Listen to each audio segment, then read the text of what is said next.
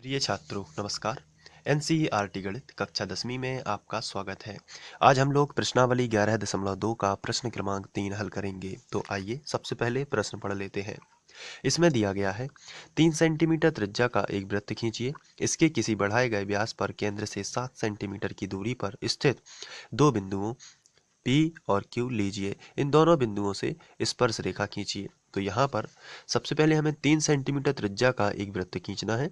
तो हम यहाँ पर एक केंद्र मानकर एक 3 सेंटीमीटर त्रिज्या का सबसे पहले वृत्त खींच लेंगे।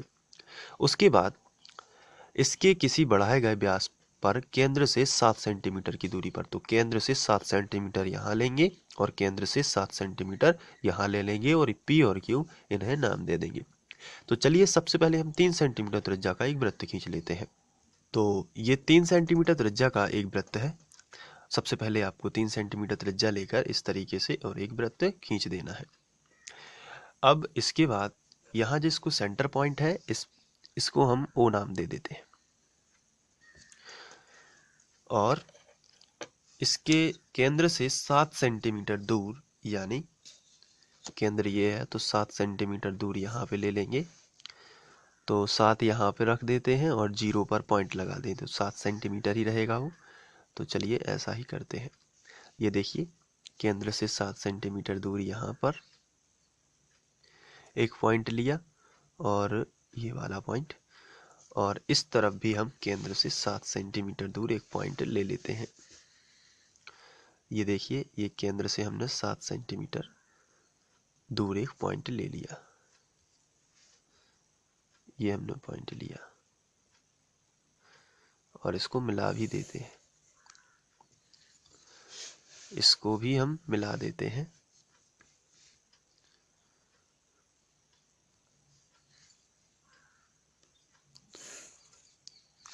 ये देखिए इस तरीके से हमने मिला दिया। इसके बाद हम यहाँ पर P नाम दे देते हैं और यहाँ पर Q नाम दे देते हैं, जैसा कि क्वेश्चन में बताया गया है। अब हम PO का लंबरेखा खींचेंगे और इसके लिए हमें PO भुजा का आधे से ज़्यादा लेना है।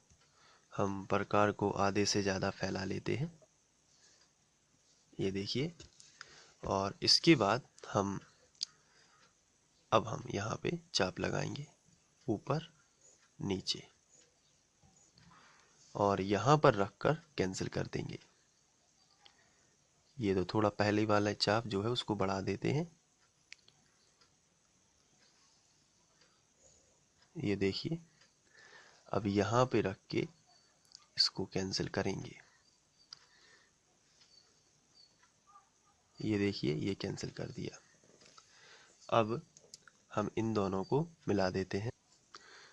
इस तरीके से दोनों को मिला दिया।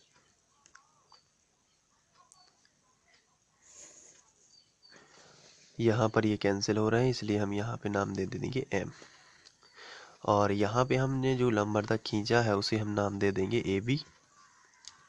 और बिल्कुल वैसा ही लंबरेखा इस तरफ खींचेंगे और ये देखिए इस तरीके से आधे से ज़्यादा लिया, ऊपर चाप लगाया, नीचे चाप लगाया, यहाँ पे रखकर इसको कैंसिल किया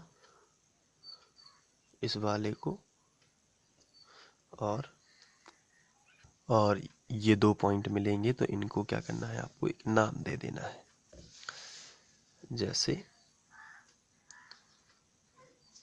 सबसे पहले हमने लंबरेखा खींचा, इसको नाम दे देते हैं A डैश B डैश। ये दूसरा लंबरेखा है इसलिए हमने इसको नाम दे दिया A डैश B डैश और यहाँ पर M डैश। अब इसके बाद हमें इसको केंद्र मानकर और इतनी त्रिज्या लेकर एक वृत्त खींचना है। इसी तरीके से इसको केंद्र मानकर इतनी त्रिज्या लेकर एक वृत्त और खींच देना है।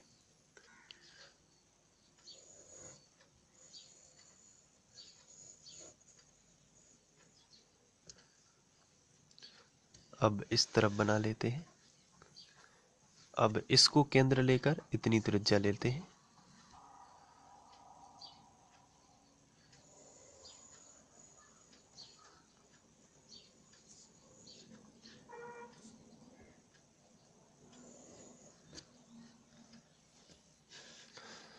तो इस तरीके से बन जाएंगे दो वृत्त। अब आपको क्या करना है, यहाँ पे जो प्रतिच्छेद हो रहे हैं ये वाला और ये पॉइंट, छोटे वाले वृत्त को जो बड़ा वृत्त इन दोनों बिंदुओं पर प्रतिच्छेद कर रहा है, इसी तरह इन दोनों बिंदुओं पर भी छोटे वाला वृत्त जो है वो प्रतिच्छेद हो रहा है। तो यहाँ पे हम नाम दे देते हैं एक्स बाई, यहाँ पे नाम दे देते हैं एक्स डैश बाई डैश, इस तरीके से। इसके बाद P को x से तथा P को y से, और यहाँ पर Q को x डैश से और Q को y डैश से मिला देते हैं।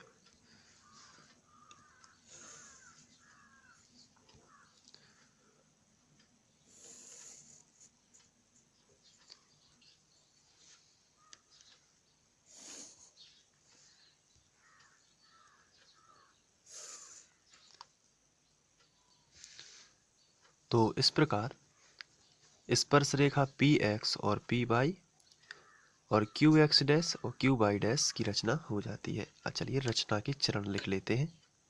तो सबसे पहले हमने 3 सेंटीमीटर त्रिज्या का एक वृत्त बनाया, और ये तो आपको मालूम ही है, जिसका केंद्र O है। आप यहाँ पे देख सकते हैं ये जो वृत्त है ये 3 सेंटीमीटर त्रिज्या का एक वृत्त था जो हमने बनाया था सबसे पहले, जिसका केंद्र O है। तो यही है रचना के चरण का पहला पॉइंट। इसके बाद लिखा है केंद्र से 7 सेंटीमीटर की दूरी पर दोनों ओर व्यास के अनुदिश यानी कि दिशा के अनुसार, तो जिस तरीके से व्यास है उसी अनुसार दो बिंदु P और Q लिए। तो ये देखिए केंद्र से दोनों ओर, इस तरफ भी और इस तरफ भी, और व्यास ये है तो व्यास के अनुदिश यानी व्यास की दिशा में इस तरफ और इस तरफ हमने 7 सेंटीमीटर यहाँ से यहाँ तक 7 सेंटीमीटर लिया है। आप चाहो तो इसे एग्जाम में लिख भी सकते हो, 7 सेंटीमीटर यहाँ पे लिया है, लेकिन पेंसिल से ही लिखना। तो ये हो जाएगा 7 सेंटीमीटर इधर और 7 सेंटीमीटर इधर हमने लिया, जिन्हें हमने बिंदु P और Q माना था। फिर P को O से मिला दिया और Q को भी O से मिला दिया। तो अगले पॉइंट में हमने यही लिखा है, P और Q को O से मिलाया। इसके बाद PO का लंबवर्धक AB तथा OQ का लंबवर्धक A डैश B डैश खींचा। तो ये दोनों लिख लेते हैं। तो इस तरीके से हमने लिखा, PO का लंबवर्धक AB तथा OQ का लंबवर्धक A डैश B डैश खींचा, जो क्रमशः PO और OQ को M तथा M डैश पर मिलते हैं। तो आप यहाँ पे देख सकते हैं PO को AB M पर मिलता है और OQ को A dash B dash M dash पर मिल रहा है। तो दोनों के हमने नाम दे दिए। इसके बाद PM त्रिज्या लेकर एक वृत्त बनाया तथा OM डैश त्रिज्या लेकर एक अन्य वृत्त बनाया। तो हम इस तरीके से भी लिख सकते हैं, M तथा M डैश को केंद्र तथा PM और OM डैश को त्रिज्या लेकर दो वृत्त बनाए, जो 3 सेंटीमीटर वाले वृत्त को XY तथा X डैश Y डैश पर प्रतिच्छेद करते हैं। आइए इसको समझ लेते हैं। सबसे पहले लिखा है M तथा M डैश को केंद्र। यहाँ पे M और M डैश दोनों पर प्रकार की नोक रखी हुई थी, दोनों को केंद्र माना था। तो इसको सबसे पहले केंद्र मानकर ये वृत्त खींचा था और इसको केंद्र मानकर ये वृत्त खींचा था। तो सबसे पहले हम लिखेंगे M तथा M डैश को केंद्र तथा, देखिए यहाँ पे PM त्रिज्या यहाँ पे ली है तो PM त्रिज्या और यहाँ पर OM डैश त्रिज्या, तो PM तथा OM डैश त्रिज्या लेकर हमने दो वृत्त की रचना की थी। आप देख सकते हैं यहाँ पर हमने दो वृत्त बनाए हुए हैं, जो 3 सेंटीमीटर त्रिज्या वाले वृत्त को यानी कि इस छोटे वृत्त को X Y और X डैश Y डैश पर प्रतिच्छेद करता है।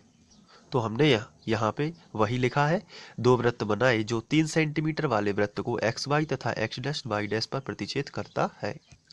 इसके बाद P को X से तथा P को Y से, तो P को X तथा Y से तथा Q को X डैश तथा Y डैश से मिला दिया इस तरीके से। तो हमने लिख दिया P को XY तथा Q को X डैश Y डैश से मिलाया, और इस प्रकार PX PY QX डैश तथा QY डैश स्पर्श रेखाओं की रचना होती है। इसके बाद हम औचित्य देख लेंगे। तो यहाँ पर सबसे पहले हम मिला देंगे X को O से, ये देखिए X को O से और O को Y से, ये मिला दिया। तो ये अर्धवृत्त का कोण हो गया समकोण। और इस तरफ भी ये आधा वृत्त ही है, यदि यहाँ से नापा जाए आधा वृत्त है, तो ये भी हो गया समकोण। तो इसलिए ओ एक्स लंब हो जाती है पी एक्स पर और ओ वाई भी लंब हो जाएगी पी वाई पर। इसी तरीके से हम ओ एक्स डैश को ओ से मिला देते हैं और वाई डैश को भी ओ से मिला देते हैं, तो ये भी समकोण बनेगा अर्धवृत्त का कोण, और ये भी समकोण बनेगा। एक को सॉल्व करेंगे और इसी प्रकार दूसरे को लिख देंगे। चलिए ठीक है, तो हम लिखते हैं ओ को एक्स तथा वाई से मिलाया। तो इस तरीके से हमने लिखा ओ को एक्स तथा वाई से मिलाया एवं ओ को एक्स डैश तथा वाई डैश से भी मिलाया। आप यहाँ पे देख सकते हैं ओ को हमने एक्स डैश और वाई डैश से भी मिलाया है। अब इसके संदर्भ में हम सॉल्व करेंगे और जो इसका रिजल्ट आएगा वही इसी प्रकार करके इसका भी रिजल्ट आएगा। तो ओ एक्स जो है लंब है किस पर, पी एक्स पर। तो सबसे पहले हम लिखेंगे, क्योंकि ये समकोण है तो हम लिखेंगे यहाँ पे अर्धवृत्त का कोण समकोण होता है सबसे पहले। तो यहाँ पे जब समकोण होता है इसका मतलब यहाँ पे 90 डिग्री बनेगा, तो 90 डिग्री का मतलब होता है लंब। तो ओ एक्स लंब हो जाएगा पी एक्स पर और ओ वाई लंब हो जाएगा पी वाई पर, ये दोनों लंब हो जाएंगे। अब तो हमने इतना लिख लिया, देखिए यहाँ पे ओ एक्स लंब हो गया पी एक्स पर और ओ वाई लंब हो गया पी वाई पर। परंतु हम जानते हैं कि स्पर्श रेखा त्रिज्या पर लंब होती है, तो हमने यहाँ पे लिखा स्पर्श रेखा लंब बना दिया और त्रिज्या लिख दिया। तो स्पर्श रेखा त्रिज्या पर लंब होती है, लेकिन चित्र से हमें पता चल रहा है कि ओ एक्स और ओ वाई वृत्त की त्रिज्याएं हैं। आप ये देख सकते हैं, यह वृत्त है तो इसकी त्रिज्या वृत्त के केंद्र से परिधि तक की दूरी, और ये भी क्या है, परिधि तक की दूरी। तो ये वृत्त की क्या है, त्रिज्याएं हैं। तो हम लिखेंगे चित्र से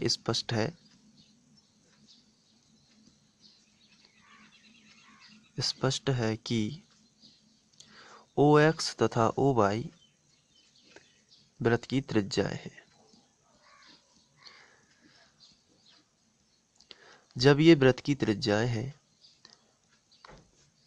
तो ये दोनों वृत्त की क्या हो जाएंगी, त्रिज्याएं।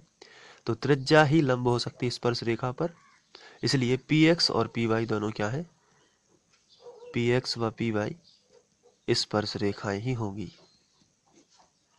स्पर्श रेखाएं ही होंगी। तो ये हो गया इसका औचित्य। जब पी एक्स और पी वाई स्पर्श रेखाएं होंगी तब, या इसी प्रकार यहाँ पे लिखना चाहिए, इसी प्रकार क्यू एक्स डैश तथा क्यू वाई डैश भी स्पर्श रेखाएं होंगी। तो ये जो है इसका औचित्य हो जाएगा।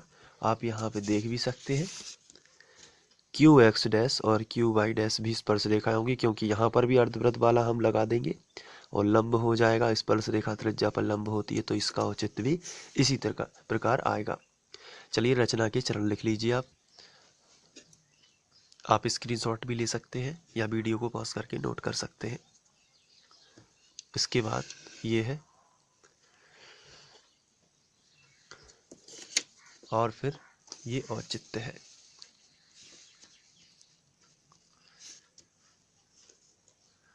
थोड़ा सा यहाँ पर भी तो इस तरीके से आप कर लेंगे। Thank you.